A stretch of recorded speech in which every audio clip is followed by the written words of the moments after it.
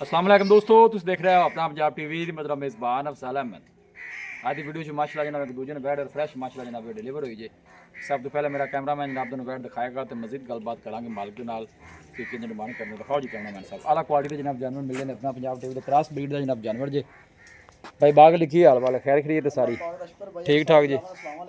जी वालेकुम सलाम। ये कितने दिन नहीं दूसरा भाई बागली सुई कल सुई है बच्चा की दिता पूरा कर हाँ बच्ची है इस पास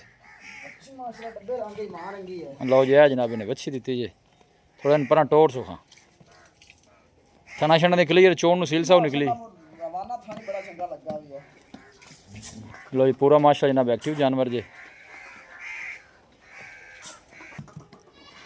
ये भाई बागली नस्ल केड़ा केड़ा क्रॉस है? जर्सी ते फ्रीजियन ठीक हो गया। ते बोलो जी की कंडीशन है सुहाजर मौके दी?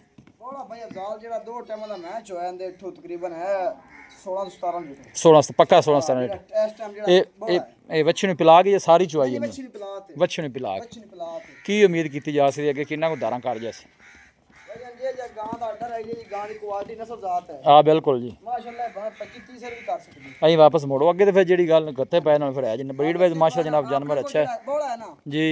चोवे तो 16 17 सिरा पचवावांगे। लो जी हाजिर मौके की चुआई 16 तो 17 लीटर जी लोकेशन हवेली लखा है। गां दी बाडी एक सच्चा है माशाल्लाह। हाँ नहीं माशाल्लाह सोहना जनाब बॉडी स्ट्रक्चर भी जानवर दा सोहना जी नस्ल जात भी चंगी वड्डी गां छोटी नहीं है नहीं नजर आंदी पई है जी माशाल्लाह।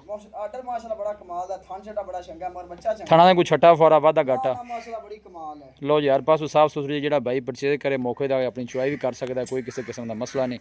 लोकेशन हवेली लखा जी तहसील दी पालपुर डिस्ट्रिक्ट कुकाड़ा जनाब लोकेशन जी। भाई बाग लिखी मुल्क ही बैठ दा ऑर्डर माशाल्लाह पूरी पॉइंट बनी हुई है नहीं आर्डर नजर वहां दे पे नजर आंदा पे नहीं माशाल्लाह सोहना आर्डर है कोई बादशाह नहीं पाई सारा मिलक वाला जनाब आर्डर जी और थाना भी माशाल्लाह जनाब सोहने लगे ने। भाई बाग लिखी मोली जंदा बैठ दा भाई अफजाल मोल लंदा अपना बिल्कुल गिफ्ट करना है यस नो वाली गल बस कोई 6 नहीं कोई 7 नहीं ठीक है 5 लाख 80 दी फाइनल हां 5 लाख 80 5 लाख 80 दी हां लो जी यस मोल नहीं लावेगा आज दी डेट है लो जी 5 लाख ते 80 हज़ार 580 को मोल लावे तो मेनू को दस सही हो गया। ब्रीड वाइज माशाल्लाह अच्छा जानवर जी हाजिर मौके की चुआई 16 लीटर दी जे कोई भाई मौके ते आके तसल्ली कर सकदा थना छना दी माशाल्लाह जनाब क्लियर जे। अगे टोरी थोड़ा जा लोकेशन वेली लखा है तहसील दी पालपुर डिस्ट्रिक्ट कुकाड़ा जनाब लोकेशन है क्रॉस ब्रीड दा माशाल्लाह जनाब जानवर जे पीछे माशाल्लाह बच्ची भी खूबसूरत है।